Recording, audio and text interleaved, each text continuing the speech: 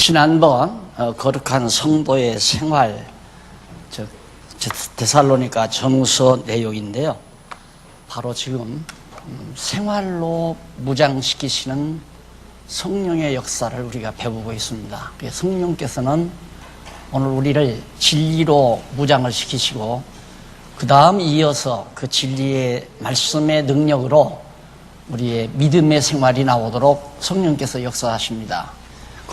그 거룩한, 그렇게 해서 이제 거룩한 성도의 생활이 나오도록 하는데, 거룩한 생활의 기본 요소가 뭐냐? 거룩한 생활을 하는 데는 꼭 필요한 요소가 있어요. 그 첫 번째 요소가 믿음의 행위다. 믿음이 없이는 절대로 거룩한 생활이 불가능하다. 그 믿음은 성령께서 우리에게 선물로 주시는 거죠. 예, 성령이 말씀을 통하여 우리에게 믿음을 주셔서 그 믿음의 능력으로 행하게 해서 거룩한 생활을 하게 하신다. 그러니까 우리 인간은 수양이나 노력 이런 것으로는 절대로 불가능하다. 그러니까 그 위에 성령께서 하시지 아니하시면 위선이 나올 수 있어요. 그래서 종교 지도자들에게서 특히 그 위선적인 선행을 우리는 많이 엿볼 수 있죠. 그 위선을 하기 위해서 온갖 치장을 하는 겁니다. 나는 이만큼 거룩하다. 그래서 어느 종교든 종교 지도자들 보세요. 전부 별난 옷을 입잖아요. 별난 모자를 쓰고 별난 옷을 입고 그렇게 해서 별난 행동을 하고 이런 것들이 모두가 다 거룩한 척하기 위한 하나의 위장 전술이라는 거. 거기에 사람들은 껍벅 돌아나는 겁니다. 쏘가 넘어가고. 그래서 기독교만이 진정한 위선이 없는 진정한 참 거룩한 생활이 가능하다. 그것은 인간의 능력으로가 아니라 성령의 능력으로 우리에게 성령께서 믿음을 선물로 주시고 이 믿음 주기 위해서 말씀을 우리에게 깨닫게 하잖아요. 말씀을 깨달으면 믿음이 생기고 그 믿음이 생기면 생활로 나타나게 되어 있잖아요. 이것이 성령께서 하시는 일이다. 이 믿음의 행위가 거룩한 생활의 가장 중요한 요소임을 지난 시간에 말씀을 드렸습니다. 그 다음에 이제 두 번째가 사랑의 수고로 생활한다는 내용이 나오는데,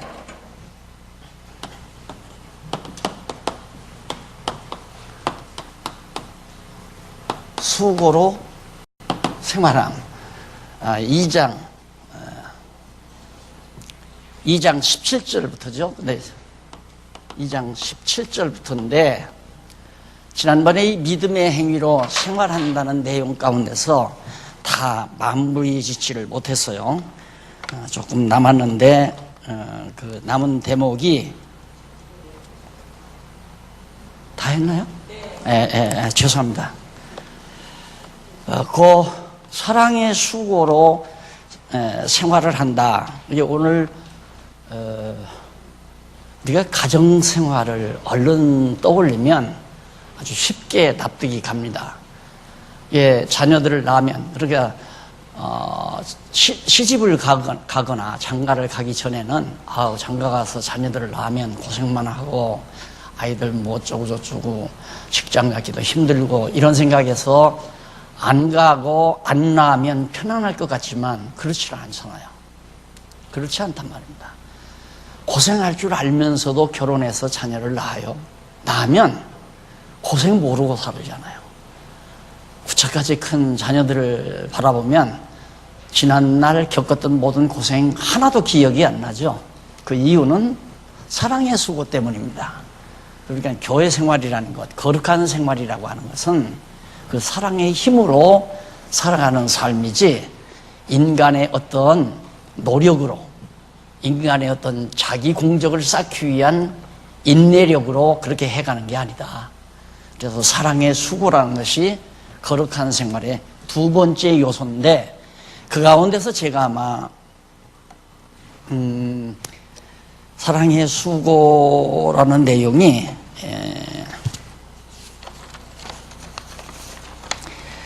17절로부터 4장 12절까지인데 4장 12절까지인데 제가 지난번에 말씀드린 것은 아마 3장 10절까지 아마 말씀드린 것 같아요. 맞죠? 4장? 4장 1절이에요. 4장 1절. 네.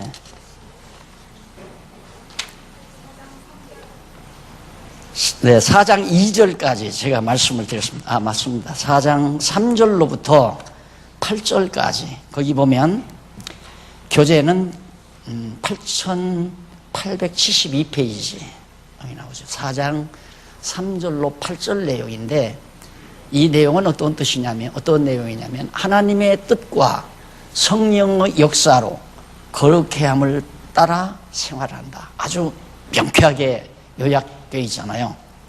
하나님의 정하신 뜻이 있어요. 너는 이 세상에 태어나서 어떻게 살면서 어느 시대에 태어나서 몇 년 동안 어디서 무엇을 하며 어떻게 살 것을 하나님이 다 작정해 놨잖아요. 우리의 삶의 모습들을 다. 그것이 이제 하나님의 뜻인데, 그 뜻과, 그러면 그 뜻대로 살게 하는 원동력은 뭔가? 성령의 역사예요. 성령께서 하나님의 정하신 뜻대로 살도록 성령의 능력이 우리를 그렇게 인도해 가신다. 그런 성령의 역사로 우리를 거룩하게 해서 생활하게 하신다. 그런 내용이 바로 8절까지 기록되어 있습니다. 맞나 틀리나 한번 확인해 보십시다.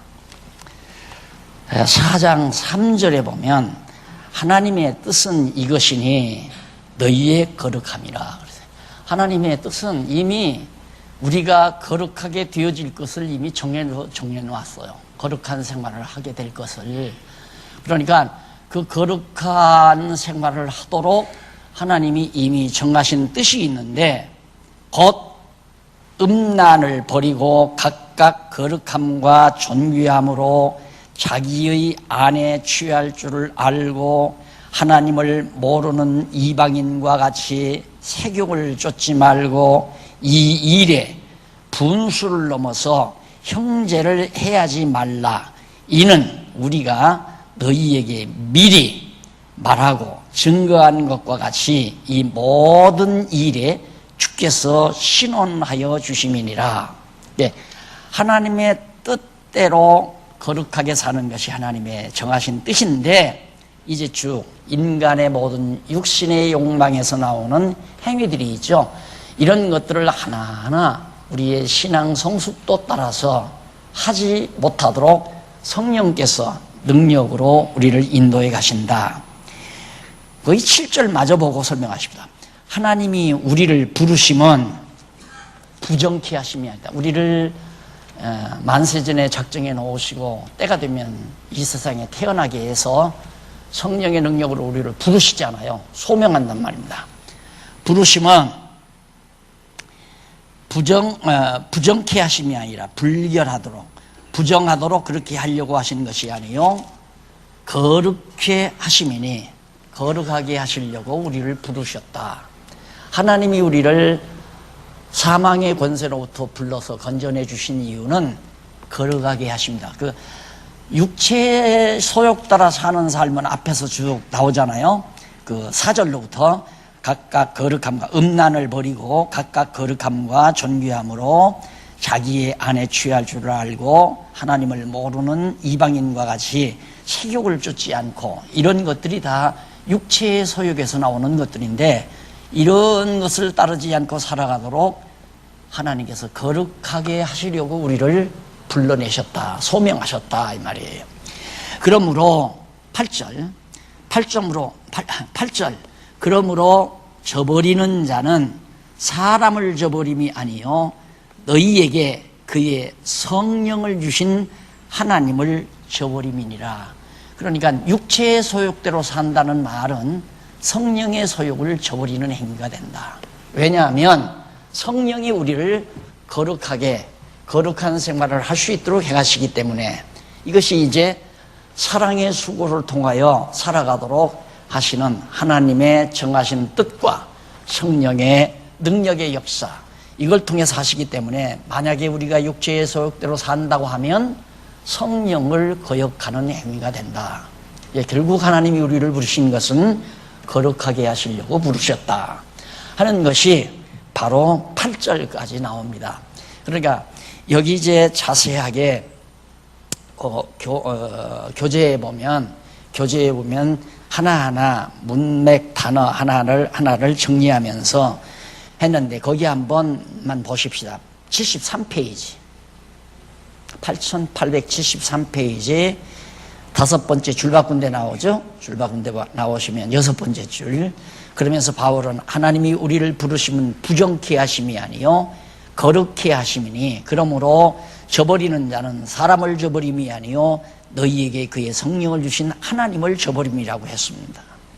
그런데 바울은 하나님께서 우리 성도들을 부르신 목적이 부정케 하심이 아니요 거룩케 하심이다 라고 하는 말 하심이라고 했는데, 다시 말하면 우리를 부정하게 하시려는 것이 아니라 거룩하게 하시려는 것이 바로 하나님이 우리를 부르신 목적이라 말이죠. 그러니까 하나님은 당신의 목적을 달성하지 하나님이 목적 정해놓고 달성 못하시는 하나님이 아니잖아요. 그러니까 우리는 이미 하나님께 성령을 통해서 부르심을 받았어요. 그러니까 결과적으로 결국 우리는 거룩한 백성이 되게 돼 있죠. 거룩해. 그래서 이제 우리의 육체의 소욕을 날로 처복종시키게 하시고, 그리고 우리가 이 세상 살면서 육체의 모든 기능이 다 쇠잔해서 육체의 장막을 벗어버리고 신령한 성화된 그런 영혼으로서 존재하다가 완전히 부활의 몸을 갈아입게 되어 있잖아요. 그러니까 우리는 보장받은 거룩한 백성이다.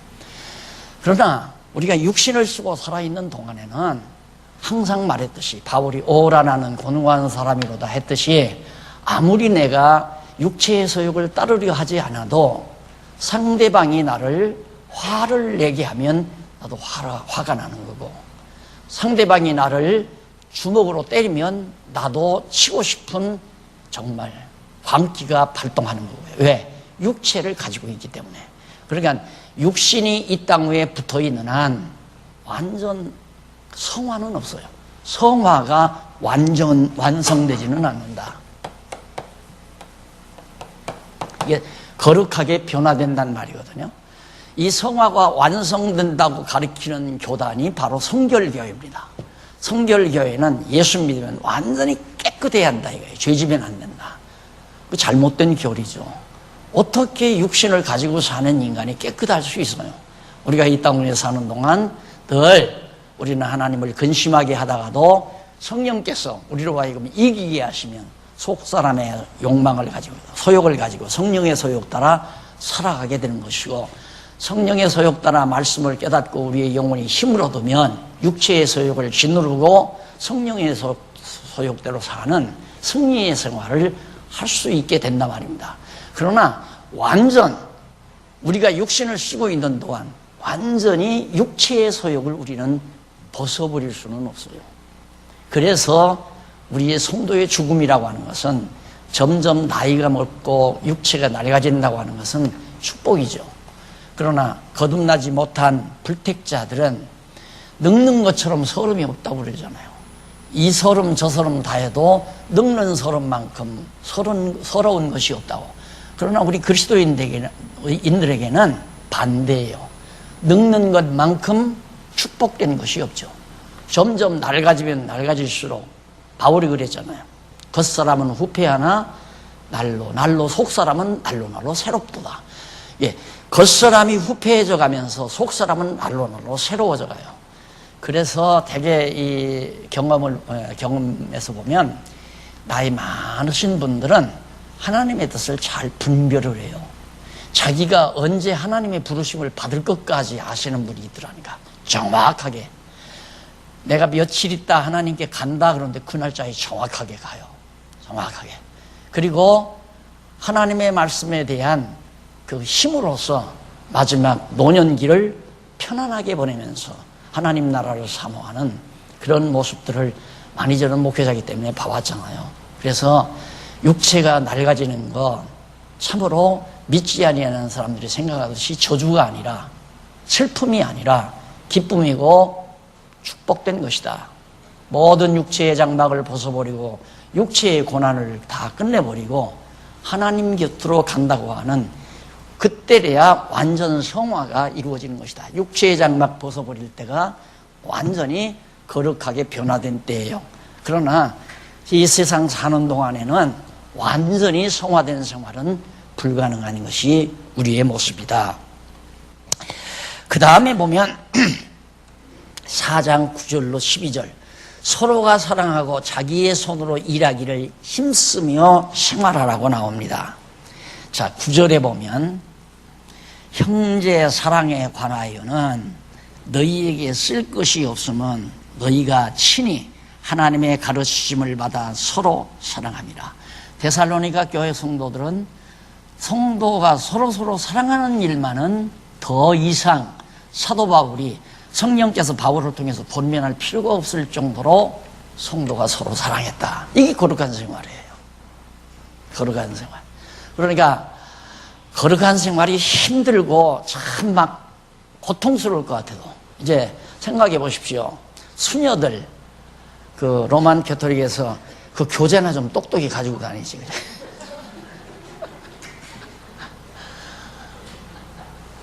수녀들이 이제 산 속에다가 이제 수도원을 씌워놓고 먹고 싶은 것도 제대로 못 먹고 사랑하고 싶은 것도 이성을 사랑하고 싶은 것도 사랑도 못하고 끓어오르는 정열도 막 참고 견디면서 정말 그렇게 살아야 성녀가 된다고 그래요. 성령. 이게 성령 아니에요? 이게 인간 자신의 수련 이걸 통해서 성녀가 된다고 하는 이게 완전히 인간을 억압하는 거예요. 자기 자신을. 힘든 얘기죠. 그래서 이제 천주교는 신부도 장가를 못 가게 하고 수녀도 시집을 못 가게 하니까 그러니까 정말 힘든 거 아니에요. 힘들어서 그래서 부작용이 많이 나타나는 거죠. 특히 많은 부작용이 나오는 겁니다. 사람들 보기에는 나타날 때 까맣게 입고 하얀 누들러 쓰고 나오면 정말 성녀 같죠. 또 신부도 딱 쓸 때는 뭐 딱 입고 목에도 뭐 두르고 그러면서 나타나면 거룩한 사람같이 보이잖아요. 거기에 이제 많은 성도들이 쏘가 넘어가는 겁니다. 그거 다 위선이에요. 사람의 능력으로는 안 되는 거예요. 속에는 다. 그래서 이제 특히 이제 속세를 떠나서 그 수도를 주로 하는 불교도 바로 그거 아니에요. 인간 자신의 노력으로 이 속세를 떠나서 모든 속물을 보지 아니하고 완전히 자기 수양을 통해서 이제 생불이 된다는 얘기 아닙니까?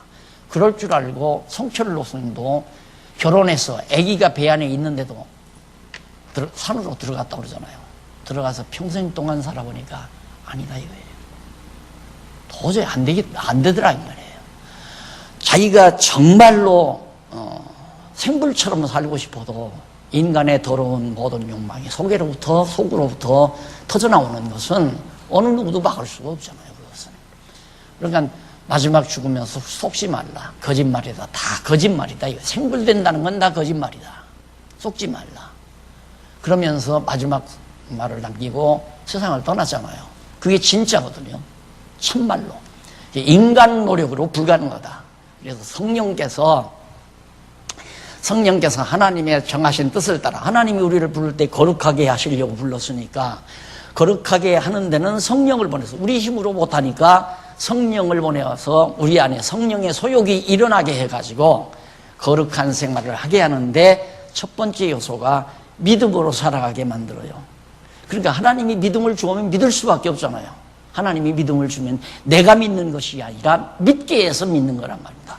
믿어지면 행위가 나오는 거예요. 그 행위가 거룩한 것이고 또 하나님께서 성령을 통하여 우리 안에 사랑과 희락과 화평과 자비와 이게 성령의 열매 아니에요? 그러니까 우리 마음속에 사랑할 마음을 주면 누구도 사랑 안 하고 살 수는 없잖아요. 사랑하게끔 돼 있잖아요. 그러니까 그 사랑을 통하여 수고가 나타나는 생활이 거룩한 생활의 두 번째 요소다. 그러니 거룩하게 산다는 것이 얼마나 쉬워요.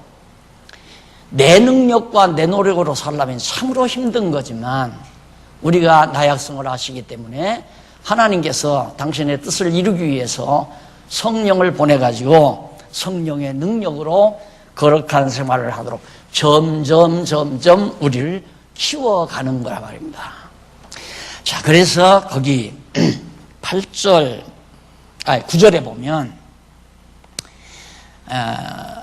사랑함이라, 그 다음 10절, 너희가 온 마게도니아 모든 형제를 대하여 과연 이것을 행하도다. 형제들아, 권하노니 더 많이 하고 또 너희에게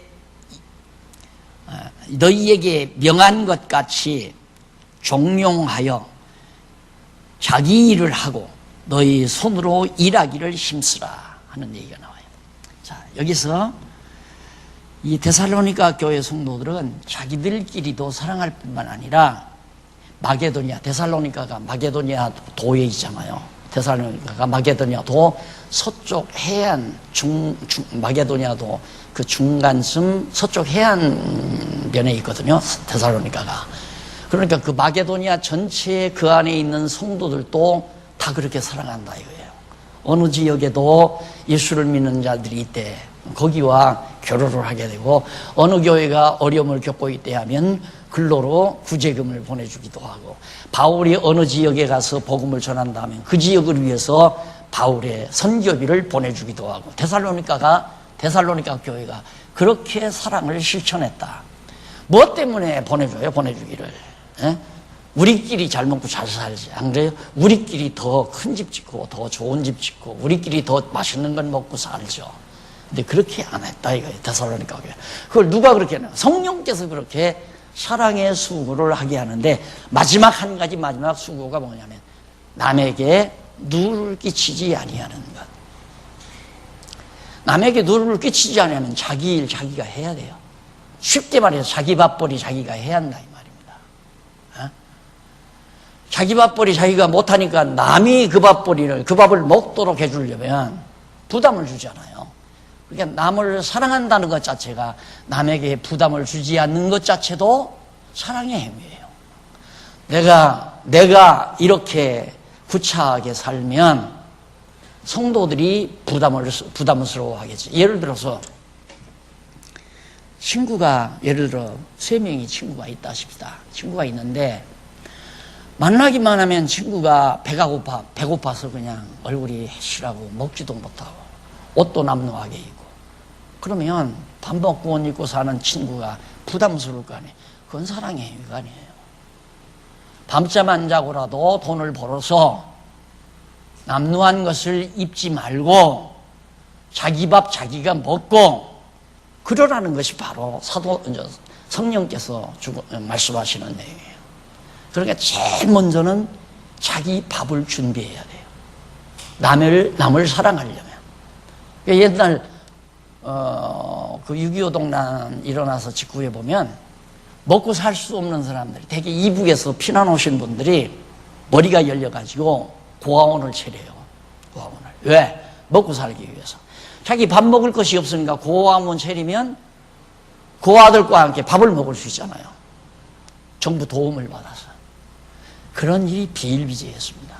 그래서 그것이 얼마 전까지도 우리나라에서 어려운 사람, 어디 의탁할 수 없는 노인들 수용한다 해서 그런 사람들을 해가지고 뭘 만들어서, 나도 봤어요. 내 친구 하나가 정신 환자 수용소를 시작하더라고요. 산비탈에다가. 그러더만 그게 지금 정부의 보조를 받아가지고 병원이 됐어요. 정신 환자 병원. 큰 병원. 그래 병원 원장이 딱 됐더라고요. 다 그런 것이 삶의 수단으로 다 그런 거예요. 자기가 사업을 해서 돈을 많이 벌었다 이거예요. 예를 들어서 한 1,000억을 벌었다든가 5천억, 1조 원을 벌었다든가 이렇게 돈을 벌었으면 그 돈 가지고 불쌍한 고아를 돌본다든가, 또 생활이 어려운 학생들을 기르기 위해서 학교를 세운다거나, 또 병든 자들을 위해서 돈 없이 죽어가는 영혼 사람들을 위해서 병을 고쳐주는 병원을 세운다. 그러면 그건 되는 거예요. 그래서 되게 큰 재벌들, 우리나라도 보면 큰 재벌들이 큰 병원들을 세워놨잖아요. 근데 너무 영업적으로 하면 그 문제가 되는 거죠. 투자를 해줘야 돼요. 돈 벌어서 사업을 해서 돈을 벌어가지고 병원에 투자하고 학교에 투자해서 장학금도 주고 이렇게 하는 것이 이제 우리 자본주의 정신이란 말입니다. 그런데 교회 안에서 그래 자기 밥도 못 먹고 교인들에게 부담을 준다면 문제가 되는 거죠. 그러니까 자기 일은 자기가 해서 일하기 싫거든 먹지도 못하게 하라고 나오잖아요. 거기 보면. 그러면서 행하고 또한 아무 궁핍함이 없게 하려 함이라. 너희 손으로 일하기를 힘쓰라. 이는 의인에 대하여 단정히 행하고 의인들 많은 사람을 볼 때 아주 구질구질하게 그러지 말고 단정하게 누가 보아도 정말 불쌍히 여기게 보이면 안 되잖아요. 아, 저 사람 밥 못 먹었구나. 얼굴에 핏기도 없고 병색이 가득하고 남루하고 이런 일은 아니다. 그런 사람은 사랑의 수고를 할 수가 없잖아요. 자기도 못 사는데 어떻게 사랑의 수고를 해요. 그래서 이 사랑의 수고가 뭘로 나타나는가? 이 연보행위로 나타나는 거예요. 연보행위로. 나는 내 생활은 내가 책임지지만 그래도 죽어져가는 영혼들을 위해서 내가 연보를 해서 그들에게 복음을 전해줄 수도 있고 그들의 어려움을 보충해 줄 수도 있고 이게 이제 사랑의 수고죠. 그렇게 살면 거룩한 생활이에요. 거룩한 생활이 별것이 아니에요.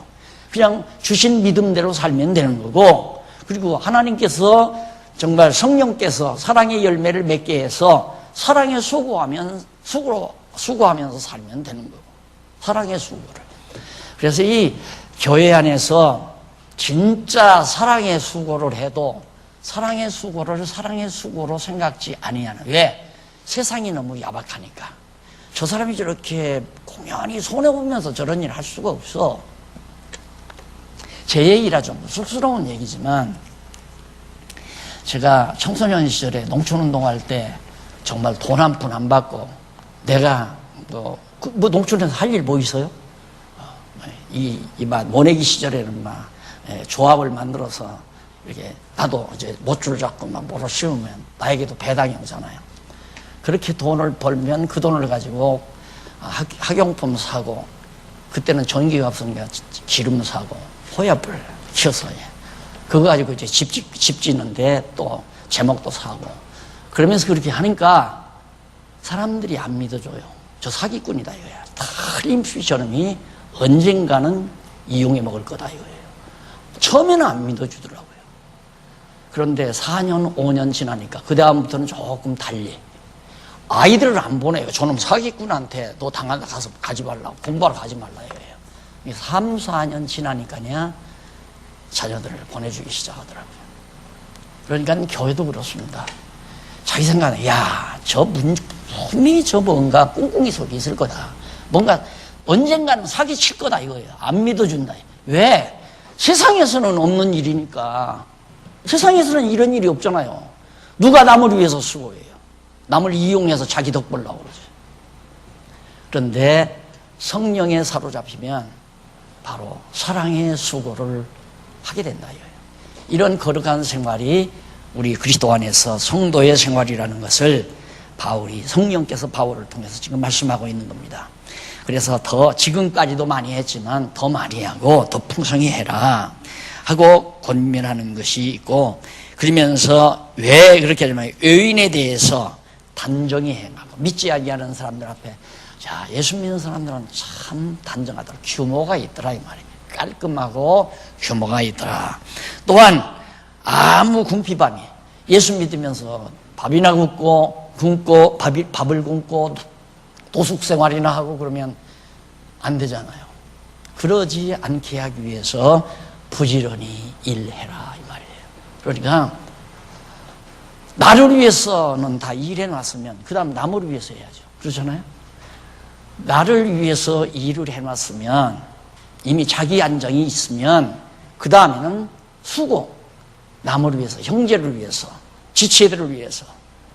그러니까 우리 장안종왕교회도 그동안 우리도 셋집 살고 이리저리 전전긍긍하다가 이거 지어놓고 이제 우리 일 끝났잖아요. 우리 일 끝나니까 성령께서 역사해 가잖아요. 하나하나 주변을 돌아보게 만들고 주변 교회를 돌아보게 만들고 이웃 나라 교회들을 다른 이민족들을 돌아볼 수 있는 여건을 하나님께서 만들어 가잖아요. 그렇게 하게 하신 일, 하나님께서 나에게 할 만큼, 사랑의 힘이 있는 만큼 하면 되는 거예요. 얼마만큼 해야 된다는 기준이 있는 것이 아니라 내 사랑의 힘이 미치는 만큼. 단돈, 예를 들어서 여기 와서 말씀을 공부하러 오신 외국 목사라든가 성도가 왔다. 그러면 그분에게 하다못해 5,000원짜리 짜장면 한 그릇을 사줄 힘이 있으면 그 5,000원짜리 짜장면 한 그릇 사주면 사랑의 수고를 한 거예요. 자, 그렇게 살아가는 것이 거룩한 성도의 생활의 두 번째 요소라는 것을 지금 사도 바울을 통해서 성령께서 우리에게 말씀하고 있는 겁니다. 그 다음 마지막 세 번째, 소망의 인내로 생활하는.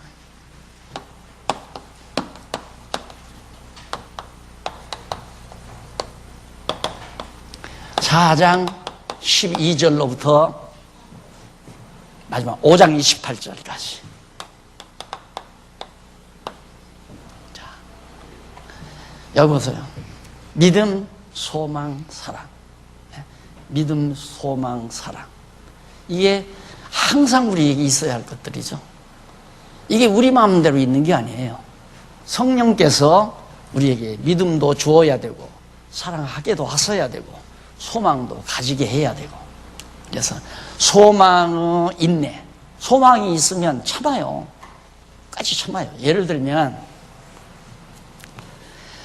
소망이 전혀 없어요. 이 집에서 나가라 하면 이제 거리에 나앉게 돼 있어요. 그런데 주인이 방 비워라. 한 달 후에 방 비워라. 그러면 사고 나요. 이판사판, 이래도 못 살고 저래도 못 산다. 너 같은 건 나하고 같이 죽자 해서 무서운 사고가 나온다 이 말이에요. 그러나 단간방 살면서 참 한 달 만에 이사 가라. 그런데 나도 지금 주택 적금 하나 들어놨어요. 근데 그게 당첨이 돼서 공사가 1년 후에 끝나면 새 아파트로 이사 갈 소망이 있어요. 그러면 정말 이사 가라니까 창피하기도 하고 그 주인에 대해서 밉기도 하지만은 참지요. 너만 집 지고 사는 게 아니다. 나도 1년만 참으면 새 아파트로 이사 간다는 소망이 분명하니까 참아지는 거예요. 그래서 성령께서 말씀을 깨닫게 해서 영원한 하나님 나라에 대한 소망을 분명히 가지게 하면 이 땅에서 어떤 어려움과 시련이 와도 참고 견디게 만들어 가시는 것이 성령의 역사고, 이것이 바로 거룩한 생활의 기본 요소다. 즉 믿음, 소망, 사랑이 거룩한 생활의 기본 요소다 이 말이에요. 맞죠? 근데 성경 여러분들이 교재 없이 성경장 봐서 저게 안 나와요. 저렇게 깔끔하게 뽑아지지를 않아요. 이걸 이렇게 정리해서 여러분들이 쉽게 이해하고 납득하도록 때로는 2달, 요 부분, 요 데살로니가 전서 요 부분 2달 내지는 석 달 또 읽고 또 읽고 또 기도하고, 성령께서 무슨 의도로 바울에게 이렇게 기록하게 하셨을까? 어떤 핵심을 우리에게 전하기 위해서 그랬을까? 이것이 또 이것만 가지고 된다면 몰라요. 성경 전체의 논리 속에서 딱 정리가 돼야 되니까 사람의 지혜로 된 게 아니라, 여러분 그건 믿어줘야 돼. 박용기가 잘나고 지혜 있어서 된 게 아니에요. 우리에게 주시려고 성령께서 깨닫게 해서 아주 쉽게 여러분들이 알게. 데살로니가 전서가 뭐냐? 데살로니가 전서 여기 나오잖아요. 거룩한 생활의 요소다. 어떻게 하면 거룩한 생활을 하는가? 믿음, 소망, 사랑을 가지고 사는데 믿음의 행위로 생활하고 사랑의 수고를 통해서 생활하고 소망의 인내로 생활하면 거룩한 생활이다 이 말이에요. 너무 간단하잖아요. 예?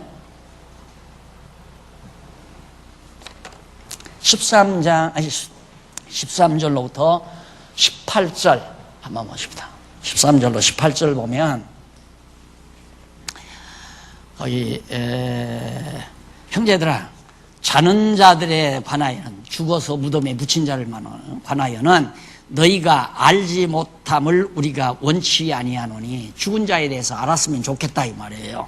왜냐하면 소망 없는 자들과 같이 슬퍼하지 않게 하리 함이라.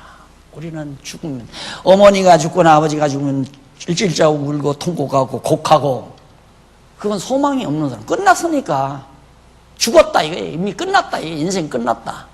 그러나 우리는 더 좋은 삶의 출발이죠. 그렇죠? 그러니까 죄 짓고 죄의 종로로 타던 나는 이미 끝나고 이제는 완전히 성화돼서 하나님의 기쁘신 뜻을 따라 사는 삶으로 이제 새로운 삶이 시작되는 거기 때문에 그래서 우리는 슬퍼하지 말아야 된다 이거예요. 여러분 그때요 제가 자세하게 강조 안 해도 이 세상에서 솔로몬처럼 산 사람은 아마 전무후무할 거예요. 전무후무한 삶을 가장 지혜 있고 가장 영화를 누리고 가장 부요하고 그렇게 번좌를 누리면서 그렇게 살았는데 그가 그렇게 살고 깨달은 것이 다 헛되고 왜? 자기가 누리고 경험한 모든 것들은 끝이 있기 때문이라 이 말이에요. 다 육신에 속한 것이기 때문에. 그러나 하나님의 영원한 나라가 있다. 하나님의 영원한 세계가 있다. 그래서 솔로몬은 모든 만사에 관한 것을 내가 들었으니 여호와를 경외하라. 이것이 인간의 인간에 있어서 최고인 목적이다. 인간의 목적이 뭐냐? 여호와를 알고 여호와를 경외케 하기 위해서 하나님께서 인생을 이 땅에 이 허탄한 것에 언젠가는 끝나서 없어질 것에 다 나와요. 그게 사람들이 다 그 상식으로 사람을 똑같이 바라보는 거예요. 오늘 예수를 믿고 진리를 깨닫고 사는 우리들도 똑같은 눈으로 살아갈 거예요. 다 그런 눈으로 바라본단 말입니다. 왜 실제로 또 그렇게 살고요. 개척한 목사님들이 수천억 대 재산을 어떻게 막 수만 명 모아가지고 교회가 부자가 됐단 말입니다. 땅덩어리도 있고 건물도 있고 그걸 어떻게 남줘요. 그렇게 미리 교회 돈으로 전부 아들들 해외 유학시키고 다 길러놓고 교회에서 길렀으니 데려옵시다 해서 자식들에게 다 물려주잖아요. 그것이 상식이에요. 육신에 속한 사람들의 상식적인 생각. 그렇다고 해서 목사님들이 지옥 간다는, 그렇게 한 목사님들이 지옥 간다는 건 아니에요. 육체의 소욕이 발동하니까 그렇게 됐다 이 말이에요. 나도 아마 그런 상황에 놓이고 아들이 있고 그렇다면 아마 그렇게 했을지, 나라고 별 사람인가? 나도 뭐 그렇게 하는 거죠. 근데 나는 하고 싶어도 못해요. 딸들만 있어가지고. 그러니까 누가는 그러면 사위 주려고 그런다고. 줄 마음도 없고, 그런 생각 해본 적도 없고. 이 육체의 소욕이 우리를 한없이 괴롭히는 거. 이 소망의 인내, 하나님 나라의 영원한 소망에 대한 확실한 믿음과 확증이 있으면 어떤 고난도 어떤 수욕도 다 참아 견딜 수 있다 이 말이에요. 이것이 걸어가는 생활이다 하는 얘기예요. 그래서 거기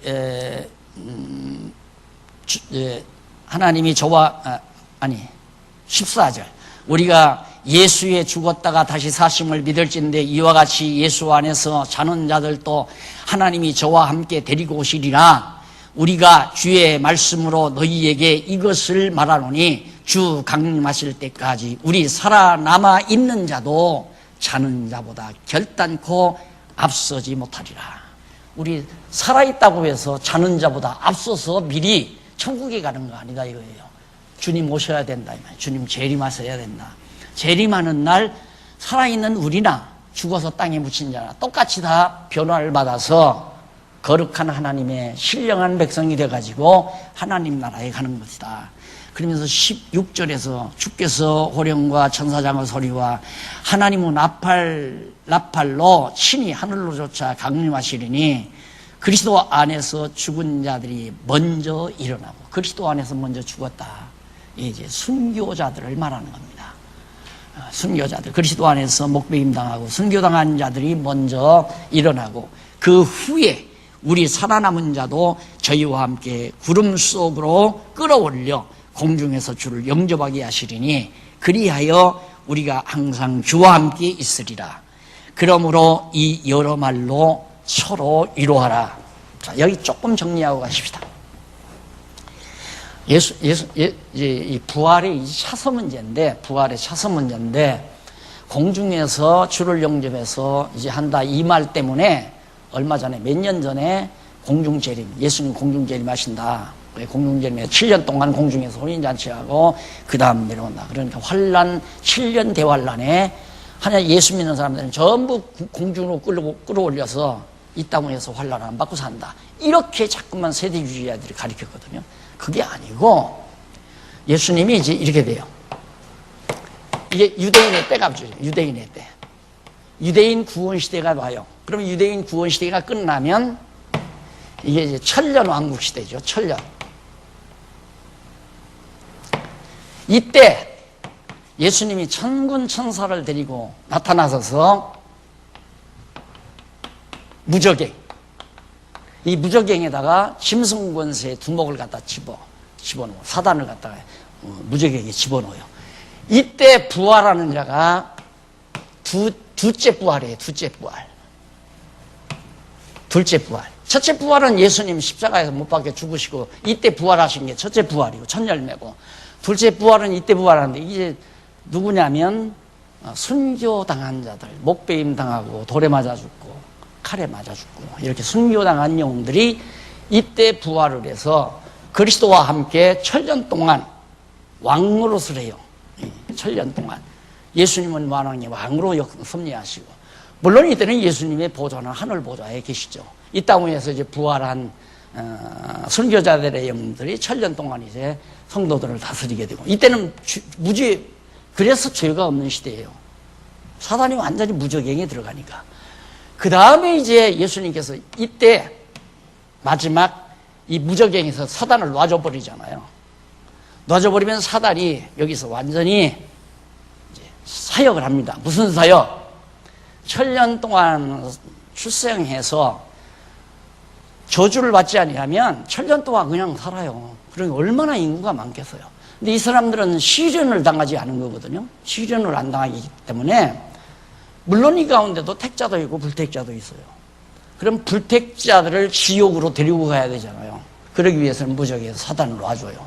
놔줘가지고 여기서 이 무적인 사단의 역사가 전부 지옥 갈 자들을 유혹하고 전부 그들을 사로잡아서 자기 편을 만들어요. 그리고 이제 세상 종말, 이때 진짜 심판이 이루어지죠. 이때 우리 같이 이렇게 살다가 죽으면 이때 생명부활로, 누가복음에 나오죠? 생명부활.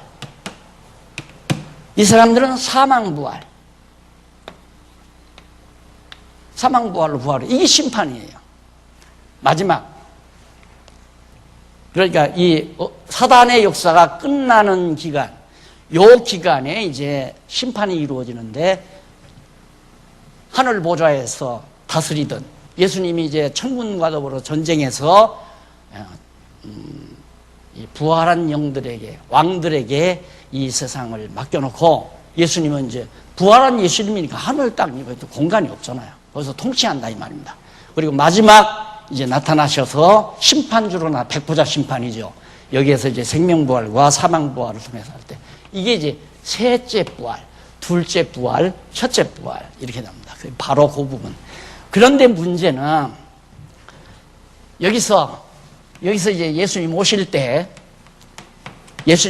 그렇고 이때도 마찬가지고. 근데 이때도 여기에서 이제 살아남은 사람들, 여기도 살아남은 사람들, 구원받은 자들이죠. 예수님이 나타나시면 그냥 가만히 있는 게 아니에요. 변화를 받아서 그냥 하늘 공중으로 주를 영접하러 가는 거죠. 공중에서 주를 영접해서 함께 지상으로 재림하는 겁니다. 7년 동안 머문다는 말은 없어요, 성경에. 그러니까 변화된 몸이니까 땅과 공중을 장애 없이 움직일 수 있는 그 변화체죠. 그러니까 예수님이 변화산에서 변화하듯이 그렇게 변화되는 거니까. 그래서 변화된 몸으로 주를 공중에서 영접해서 같이 주와 더불어 임재하는 거지. 세대주의 신학자들처럼 공중에 올라가서 7년 동안 환란이 다 지날 때까지, 환란이라는 게 도리어 이 환란이라는 것이 성도들을 연단시키기 위한 건데, 환란 속에서 알곡과 쭉정이를 골라내기 위한 것이 환란인데, 성도들을 공중으로 딱 피신시켜놓고 환란을 일으킨다면 환란의 의미가 없잖아요. 그러니까 환란 속에서 우리 성도들은 연단을 받아 성숙해지고 더 단련되고 믿음이 견고해진다는 사실, 바로 그 성경 구절에 대한 오해가 없으면 좋겠습니다. 그다음, 그래서 죽은 자들이 강림하시리니 그리스도 안에서 죽은 자들이 먼저 일어나고 17절, 그 후에 우리 살아남은 자도 저희와 함께 구름 속으로 끌어올려 공중에서 주를 영접하게 하시리니 그리하여 우리가 항상 주와 함께 있으리라. 그 다음에는 영원토록 항상 그리스도와 함께 머물게 된다. 그러므로 이 여러 말로 서로 이루어라. 그래서 소망의 인내로 예수 그리스도 재림의 소망을 가지고 참고 견디며 살아가는 것이 걸어가는 생활이다. 그 다음 이제 5장 1절부터 11절 나오는데, 도적같이 강림함으로 깨어 근심하고 덕을 세우며 생활하라고 가르치는 내용이 나옵니다. 자, 한잔 드시고